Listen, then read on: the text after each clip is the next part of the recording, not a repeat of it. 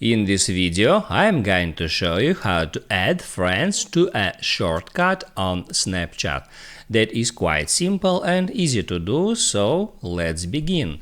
And first, open up Snapchat application, and right here you can first make a photo, or you can upload some from your camera roll. Let it be that one. Then hit on next, and here it shows you up all your shortcuts, and also here you got shortcuts button. You can tap on that button to create a new shortcut, or you can use the existing. And here first you can tap at shortcuts.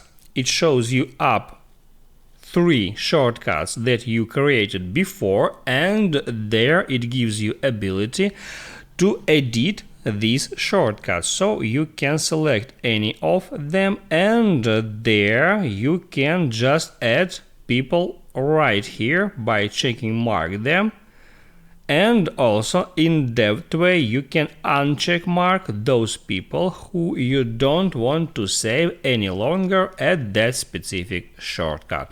Then just hit on save, and now you can go to that screen and then use that shortcut to send your snap to those specific persons.